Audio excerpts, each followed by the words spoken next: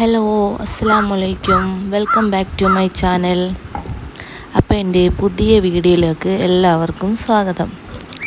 ആദ്യം തന്നെ ഞാനൊരു കാര്യം പറയാം. എല്ലാവരും സബ്സ്ക്രൈബ് ചെയ്യണം, ഷെയർ ചെയ്യണം, ലൈക്ക് ചെയ്യണം. എന്നിട്ട് വീഡിയോ ഫുള്ള് കാണണേ. ഷെയറും ലൈക്കും സബ്സ്ക്രൈബും മാത്രമല്ല കേട്ടോ, എല്ലാവരും ഒന്ന് കമൻറ്റ് ചെയ്യണേ.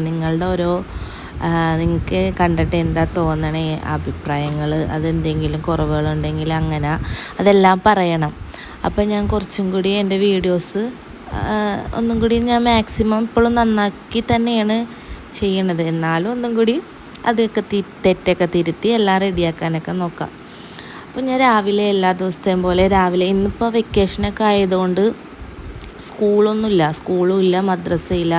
അപ്പോൾ കുറച്ച് ലേറ്റായി, ഒരു 8 മണി എന്തോ കഴിഞ്ഞ് എണീറ്റപ്പോൾ. അപ്പോൾ അതിനിടയിൽ രാവിലത്തെ പരിപാടിയൊക്കെ വേഗം ചെയ്ത് തീർക്കണം. ഇവിടെ എൻ്റെ ഉമ്മയുണ്ട്, ഇക്കാട് ഉമ്മയുണ്ട്. അവർ ഇന്നലെ വന്നതാണ്. അപ്പോൾ രാവിലെ വേറെ കാര്യങ്ങളൊന്നും ഇല്ലാത്തതുകൊണ്ട് ഞങ്ങളെല്ലാവരും പതിയൊക്കെയാണ് എണീറ്റ് വന്ന്. ഇപ്പോൾ ഞാൻ രാവിലെ പുട്ടുണ്ടാക്കി, വൻപയർ കറിയൊക്കെ വെച്ച് അങ്ങനെയൊക്കെ അതൊക്കെ ചെയ്തുകൊണ്ടിരിക്കുന്നതാണ്. അപ്പോൾ ഇന്ന് എൻ്റെ ലൈഫിൽ ഒരു സ്പെഷ്യൽ ഡേ ആണ്. ഇന്ന് ഞങ്ങളുടെ വെഡ്ഡിങ് ആനിവേഴ്സറിയാണ്, 8ാമത്തെ വെഡ്ഡിങ് ആനിവേഴ്സറി. എൻ്റെ നിക്കാഹ് കഴിഞ്ഞ് 1 ഇയർ കഴിഞ്ഞിട്ടായിരുന്നു ഞങ്ങളുടെ കല്യാണം. ഡിസംബർ 25 തീയതി, ക്രിസ്മസിൻ്റെ അന്നാണ് കല്യാണം. നിക്കാഹ് ഓഗസ്റ്റ് 23 തീയതി ആയിരുന്നു. കല്യാണത്തിന് 1 വർഷം മുമ്പ്. അപ്പോൾ ഇന്നത്തെ ദിവസം ഞങ്ങളുടെ വെഡ്ഡിങ് ആനിവേഴ്സറി ആയിട്ട് വന്നേക്കണം. അപ്പോൾ ഉമ്മയൊന്നും ഇത് അറിഞ്ഞിട്ട് വന്നതല്ല കേട്ടോ. അവരോരോ സാഹചര്യങ്ങളായിട്ട് ഇങ്ങനെ എൻ്റെ ഉമ്മച്ചി ഉണ്ടായിരുന്നു എൻ്റെ അടുത്ത്, ഇന്നലെ വന്നിട്ടുണ്ടായിരുന്നു. അപ്പോൾ പിള്ളേരെ കാണാൻ വേണ്ടിയിട്ട് ഇക്കാടെ വാപ്പയും ഉമ്മയും വന്നപ്പോൾ ഉമ്മച്ചിനെയൊക്കെ കണ്ടപ്പോൾ അങ്ങനെ അമ്മായി എന്നാണ് ഞാൻ വിളിക്കണേ, ഇക്കാടെ ഉമ്മാനെ. അങ്ങനെ അമ്മായി നിന്ന്.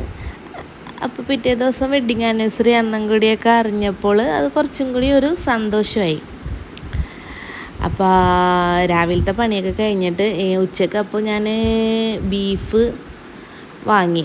നമുക്ക് ഉച്ചയ്ക്ക് ആദ്യം ഞാൻ വിചാരിച്ചത് നെയ്ച്ചോറും ഇറച്ചിയും വയ്ക്കാമെന്നുള്ള രീതിയിലാണ് വിചാരിച്ചത്. പിന്നെ അത് ബിരിയാണി എന്നുള്ളൊരു ഇതിലോട്ട് മാറി. അങ്ങനെ ബീഫ് ബിരിയാണിയാണ് ഉണ്ടാക്കിയത്. അപ്പോൾ എനിക്ക് ഇന്ന് നല്ല സന്തോഷമുള്ള ദിവസമാണ്. എല്ലാവരും വീട്ടിലുണ്ടായിരുന്നു. അതേപോലെ തന്നെ അല്ലേ, നമുക്ക് പടച്ചോൻ തരുന്ന അനുഗ്രഹങ്ങളുണ്ട്, കുറേ അനുഗ്രഹങ്ങളൊക്കെ തരും. അതിലെനിക്ക് തന്ന ഏറ്റവും വലിയ അനുഗ്രഹമാണ് എൻ്റെ ഹസ്ബൻഡ്, പിന്നെ എൻ്റെ മക്കൾ. അപ്പോൾ അതൊക്കെ നമുക്ക് കിട്ടിയത് ഈ ഒരു ദിവസം കൂടി ആയതുകൊണ്ട് എനിക്ക് ഭയങ്കര സന്തോഷമുള്ളൊരു ദിവസമായിരുന്നു. അങ്ങനെ ആ ഒരു ഇതിൽ നിൽക്കുന്ന സമയത്താണ് അപ്പോൾ രാവിലത്തെ ചായ കുടിയും എല്ലാം കഴിഞ്ഞ് ഉച്ചക്കാലത്തെ ഫുഡ് റെഡിയാക്കാന്നുള്ള രീതിയിൽ ഞാൻ പുറത്തേക്ക് ഇറങ്ങണമെന്ന് വെച്ച് കഴിഞ്ഞാൽ ബിരിയാണിക്കുള്ള കുറച്ച് സാധനങ്ങളൊക്കെ വേണമായിരുന്നു. അപ്പം ഞാൻ അത് വാങ്ങിക്കാൻ വേണ്ടിയിട്ട് പുറത്തോട്ട് പോയണം. അങ്ങനെ അതൊക്കെ വാങ്ങി വന്നപ്പോഴത്തേനും ഇവരിവിടെ ഇറച്ചിക്ക് വേണ്ട സാധനങ്ങൾ, മസാലയ്ക്ക് വേണ്ട സാധനങ്ങളൊക്കെ ഉണ്ടായിക്കൊണ്ടിരിക്കുകയാണ്. ഐസാക്ക് ഞാൻ പയർ വേവിക്കണതിന് മുമ്പ് അവൾക്ക് എരിവില്ലാതെ ഒരു പാത്രത്തിൽ ആക്കി വെച്ചിട്ടുണ്ടാവും. അത് അവർ കൊടുത്ത് പാലൊക്കെ കാച്ചി, അവർക്കുള്ളത് പാലൊക്കെ കാച്ചി വെച്ച് ഉമ്മച്ചി അവർക്ക് ഫുഡ് കൊടുത്ത് അങ്ങനെ ഹാപ്പി ആയിട്ട് ഇന്നത്തെ ഒരു ദിവസം തീർന്നു.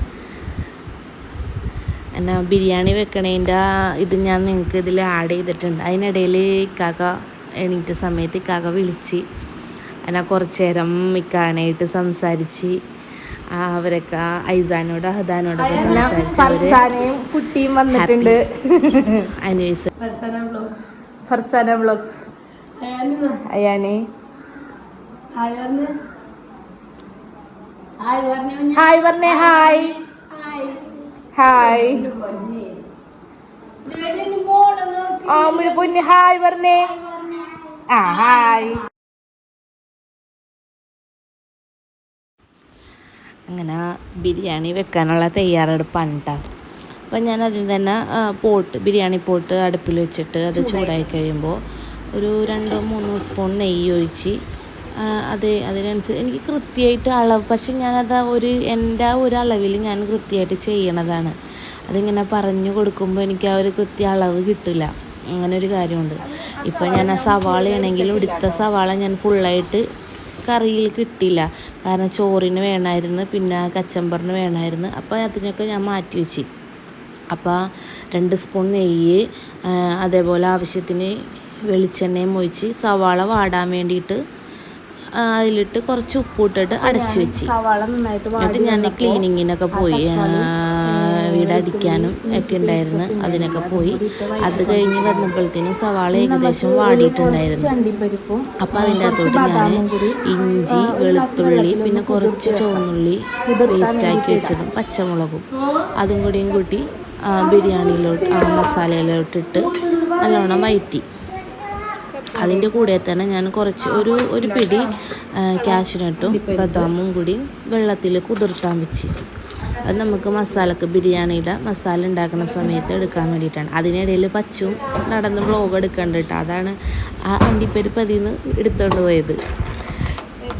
ഞാൻ ഉണ്ടാക്കണത് അവിടെ നടക്കണതൊക്കെ അവളുടെയിലും ഉണ്ട്, ഒരു ചാനലുണ്ട്, അവളത് ചെയ്തുകൊണ്ടിരിക്കുന്നുണ്ട്.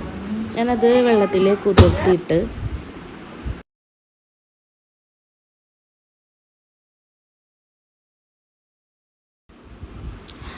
അതിനിടയിൽ, ആ തിരക്കിനിടയിൽ ഇയാൾ വീണിട്ടാ. ഇയാൾ കസേര ആ സ്റ്റെയറിൻ്റെ അടിയിൽ വെച്ചേക്കണായിരുന്നു. ഞാൻ അത് വലിച്ചുകൊണ്ട് വന്ന് അതിൽ കയറി ഇരിക്കാൻ വേണ്ടിയിട്ട് നോക്കിയതാണ്, തെന്നി വീണുപോയി. അതാണ് ആ പാവത്താനെ പോലെ എങ്ങനെ ഇരിക്കണത്.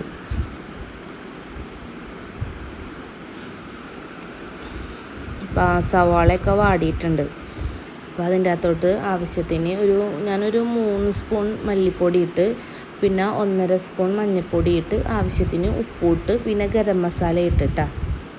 ഇത് മുളക് പൊടി ഇടണില്ല, ആവശ്യത്തിന് എരിവിന് ആവശ്യമുള്ളത്. എരിവ് കൂടുതൽ വേണമെന്നാണെങ്കിൽ അതിനനുസരിച്ച് പച്ചമുളക് നമ്മൾ പേസ്റ്റ് ആക്കുന്ന സമയത്ത് പച്ചമുളക് എടുത്താൽ മതി.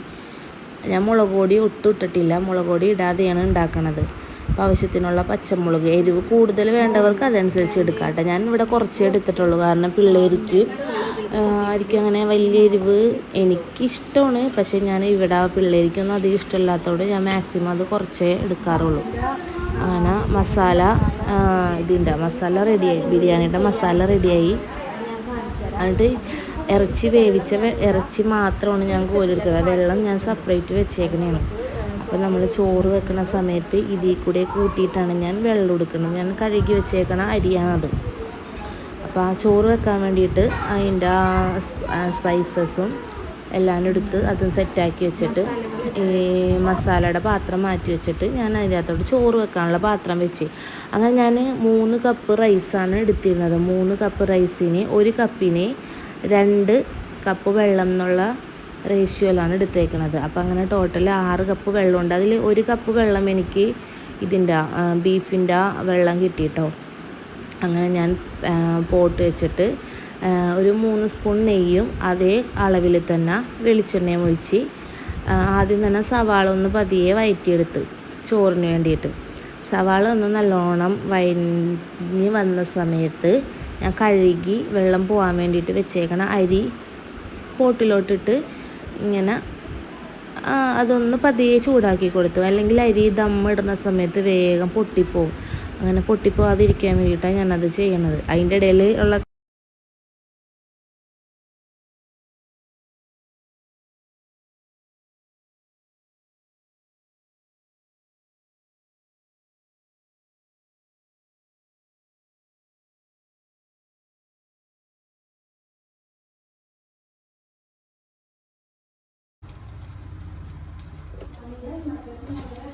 അപ്പം ഞാൻ അതൊക്കെ വെച്ച് പോയ സമയത്ത് പച്ചു അരി ഇങ്ങനെ ഇളക്കി കൊടുക്കാൻ വേണ്ടിയിട്ട് വന്നതാണ്. ക്യാമറ ഓണായിരിക്കുന്ന കണ്ടിട്ടില്ല കേട്ടോ. അപ്പോൾ അതിൽ കൂടി ഇങ്ങനെ എത്തി വലിഞ്ഞ് നോക്കണുണ്ട് ക്യാമറ ഓണാണോ എന്ന്. അത് കാണുമ്പോൾ തന്നെ ആൾ വെച്ചിട്ട് പോകും ഇളക്കിക്കൊണ്ട് ഇരിക്കുന്ന സമയത്ത്. അതിൻ്റെ ഇടയിലുള്ള കളികളാണ്. തലയിൽ ഹെൽമെറ്റൊക്കെ വെച്ച് വണ്ടിയൊക്കെ ഓടിച്ചുകൊണ്ട് ഇങ്ങനെ നടക്കണായിരുന്നു. ബിരിയാണിയുടെ റെസിപ്പിയൊക്കെ ഞാനത് കൃത്യമായിട്ടൊരു ദിവസം ആ ഒരു വീഡിയോ ആയിട്ട് തന്നെ ഇടാട്ടാ.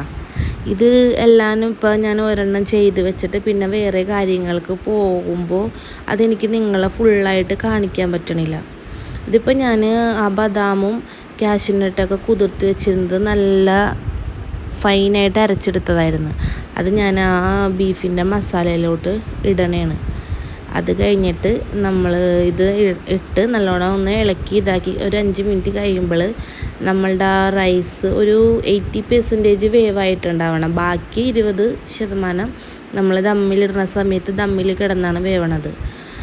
അപ്പോൾ ഈ 80% വേവാവും, 80 അല്ലെങ്കിൽ ഒരു 70 ഭയങ്കരമായിട്ട് വെന്ത് പോയത്. കാരണം ദമ്മിൽ ഒരു അര-മുക്കാൽ മണിക്കൂറെങ്കിലും നമ്മൾ ദമ്മിലിടണം. അപ്പോൾ ബാക്കിയുള്ള വേവ് അതിൽ കിടന്ന് വേവണം. അപ്പോൾ ഒരു 60 ഒരു 70% ഒക്കെ ആകുമ്പോഴത്തേനും നമ്മൾക്ക് ഇതെടുത്തിട്ട് നമുക്ക് അതിൻ്റെ ആ മസാലയിലോട്ട് കൊട്ടാം റൈസ്. അപ്പോൾ അത് ബാക്കിയുള്ള വേവ് അപ്പോൾ അതിലിരിക്കുമ്പോൾ അതിൻ്റെ നല്ല സ്മെല്ലും നല്ല ടേസ്റ്റൊക്കെ ആ റൈസിനും കൂടിയും പിടിക്കും. അപ്പോൾ ആ ഒരു പരിവായി കഴിഞ്ഞപ്പോൾ ഞാനതെടുത്ത് ബീഫിൻ്റെ പാത്രത്തിലോട്ട് കൊട്ടി എല്ലാനും റൈസൊക്കെ ഫുള്ള് വടിച്ചെടുത്തിട്ട് ദമ്മിട്ട് ഒരു അര-മുക്കാൽ മണിക്കൂറോളം അടച്ച് വെച്ച് ഒട്ടും ആവിയൊന്നും പുറത്തോട്ട് പോകാത്ത രീതിയിൽ ഇതാക്കി വെച്ച്. കുറേ കാര്യങ്ങൾ പറയണം എന്നൊക്കെ വിചാരിച്ചാണ് ഞാൻ നിന്നിരുന്നത്. പക്ഷേ എനിക്ക് എല്ലാ കൊല്ലവും ഇതുവരെയുള്ള സമയങ്ങളിലൊക്കെ എനിക്ക് എന്തെങ്കിലുമൊക്കെ ആയിട്ട് സർപ്രൈസും ഗിഫ്റ്റുകളൊക്കെ ആയിട്ട് എനിക്ക് തന്നിട്ടുണ്ട്. അപ്പോൾ ആളിങ്ങനെ ഉണ്ടാവില്ല എന്ന് വെച്ച് കഴിഞ്ഞാൽ നമ്മൾ എപ്പോഴും നമ്മളുടെ കയ്യിൽ പൈസ ഉണ്ടാവണമെന്നില്ലല്ലോ. അപ്പോൾ ഇല്ലാത്ത സമയം ഇപ്പം നമുക്കറിയാം അവരുടെ കയ്യിൽ ക്യാഷ് ഇല്ലാത്തൊരവസ്ഥയാണെന്നുള്ളത് നമുക്കറിയാം. ആ സമയത്ത് ഓക്കെ ഉണ്ടാവില്ല എന്നുള്ളത് തന്നെ ആയിരിക്കും നമ്മുടെ മൈൻഡിൽ. പക്ഷേ എങ്ങനെയെങ്കിലുമൊക്കെ ആ സമയത്ത് എനിക്ക് എന്തെങ്കിലുമൊക്കെ ഒന്നുമില്ലെങ്കിൽ ആ ഒരു കേക്കെങ്കിലും ആളെങ്ങനെയെങ്കിലോ അത് റെഡിയാക്കി അത് എത്തിക്കും. അപ്പോൾ ഇപ്രാവശ്യം എന്തായാലും ഉണ്ടാവാൻ ചാൻസ് ഇല്ല എന്നുള്ളൊരു മൈൻഡിൽ ഇങ്ങനെ ഇരിക്കുകയായിരുന്നു. അപ്പോൾ കാരണം ഒന്നില്ലെങ്കിൽ എൻ്റെ അനിയത്തിമാർ 2 പേരും വന്നു പോയി. അപ്പോൾ അവരുടെ അടുത്ത് പറയുമായിരുന്നു. അപ്പോൾ അവരും അത് ചെയ്തില്ല. അത് കഴിഞ്ഞ് പിന്നെ ഇക്കാടെ അനിയനുണ്ട്. ആൾ ഉച്ചയായപ്പോൾ ആൾ വന്നപ്പോഴും ആളുടെ കയ്യിൽ ഒന്നും ഉണ്ടായിരുന്നില്ല. അപ്പം ഞാൻ വിചാരിച്ചു എന്തായാലും ഇപ്രാവശ്യം എന്തായാലും ഒന്നുമില്ല എന്ന് തന്നെയായിരുന്നു. ശരിക്കും ഞെട്ടിപ്പോയാൽ ഞങ്ങൾ ഭക്ഷണമൊക്കെ കഴിച്ച് എല്ലാം കഴിഞ്ഞ് ഇങ്ങനെ അതിൻ്റെ പാത്രങ്ങളും കാര്യങ്ങളൊക്കെ ഇങ്ങനെ റെഡിയാക്കി കഴുകിയൊക്കെ വെച്ച് ക്ലീനായിക്കൊണ്ടിരിക്കുന്ന സമയത്താണ് ഇക്കാടെ ഒരു കൂട്ടുകാരൻ 2 പേര് വന്നിട്ട് എനിക്ക് ഒരു ശരിക്കും സർപ്രൈസായി എന്നുള്ള രീതിയിൽ എനിക്ക് ഒരു ഇത് കൊണ്ട് തരുന്നത്. അത് ശരിക്കും സന്തോഷമായി. അത് ഒട്ടും പ്രതീക്ഷിക്കാതെ കിട്ടിയൊരു സമയമായിരുന്നത്. അങ്ങനെ ഞങ്ങൾ ഫുഡൊക്കെ കഴിച്ച് ബിരിയാണി അടിപൊളിയായിരുന്നു. നല്ല ബിരിയാണിയായിരുന്നു, എല്ലാവർക്കും ഇഷ്ടപ്പെട്ട്. അപ്പോൾ ഉമ്മച്ചീനെ വെയിറ്റ് ചെയ്തിരിക്കണേണ്. ഉമ്മച്ചി ഐസാക്ക് ഉറക്കം വന്നിട്ട് ഐസ കരഞ്ഞി. അപ്പോൾ ഐസാനെ ഉറക്കാൻ വേണ്ടിയിട്ട് പോയിട്ട് ഉമ്മച്ചി ഇപ്പോൾ വന്നിട്ട് ഞങ്ങളെല്ലാവരും ഭക്ഷണമൊക്കെ കഴിച്ച് അങ്ങനെ ഞങ്ങളുടെ ഫുഡ് അടിയൊക്കെ കഴിഞ്ഞിട്ട് ഇനി ക്ലീനിങ് ആണ്. അമ്മ പാത്രം കഴുകണ്, ഉമ്മച്ചി ഇവിടെ ഇരിക്കണ്. പച്ചു, ബിരിയാണി എങ്ങനെ ഉണ്ടായിരുന്നു? എങ്ങനെ ഉണ്ടായിരുന്നു നീനു? ബിരിയാണി എല്ലാവരും ഉമ്മച്ചി എങ്ങനെ ഉണ്ടായി? ബിരിയാണി എങ്ങനെ ഉണ്ടായിരുന്നു അമ്മായി? സൂപ്പർ.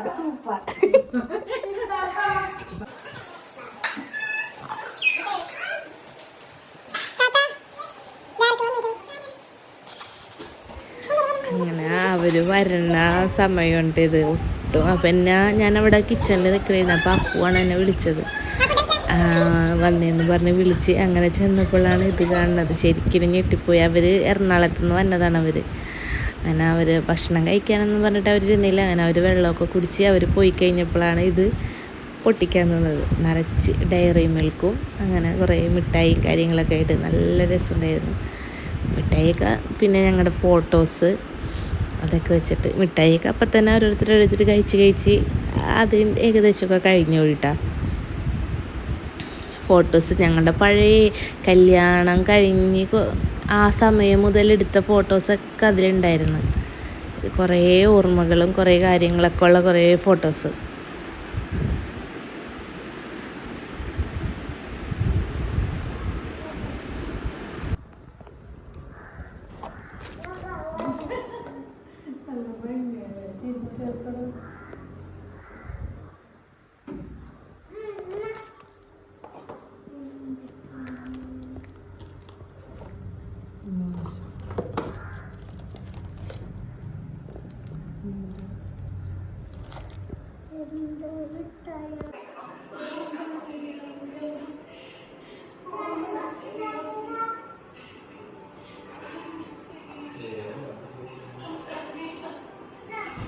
അപ്പോൾ ഫുഡ് അടിയൊക്കെ കഴിഞ്ഞ് ഗിഫ്റ്റൊക്കെ പൊട്ടിച്ച് അങ്ങനെ ഞങ്ങളെല്ലാവരും ഹാപ്പി ആയിട്ടിരിക്കണമായിരുന്നു. അങ്ങനെ അവിടെ ഇതൊക്കെ കഴിഞ്ഞ് എല്ലാം ഒതുക്കിയൊക്കെ വെച്ച് കഴിഞ്ഞിട്ട് അവർ കൽബ് കാണാനിരുന്നു. കൽബ് മൂവി. അപ്പം ഞാൻ ഫോണും കൊണ്ട് ചെല്ലണപ്പോഴത്തേനും അഫു തല താത്തി കളഞ്ഞു. നല്ല സെൻറ്റി സീനായിരുന്നു. എല്ലാവരും വിഷമിച്ച് ഇപ്പം കരയും എന്നുള്ള രീതിയിലിരിക്കണമായിരുന്നു. അപ്പോൾ എൻ്റെ വെഡ്ഡിങ് ആനിവേഴ്സറിയുടെ വിശേഷങ്ങൾ ഇത്രയേ ഉള്ളൂ. അപ്പോൾ എല്ലാവരും ലൈക്ക് ചെയ്യണം, ഷെയർ ചെയ്യണം, കമൻറ്റ് ചെയ്യണം, സബ്സ്ക്രൈബ് ചെയ്യണം. അപ്പോൾ ബായ്, ഇൻഷാ അല്ലാ. പിന്നെ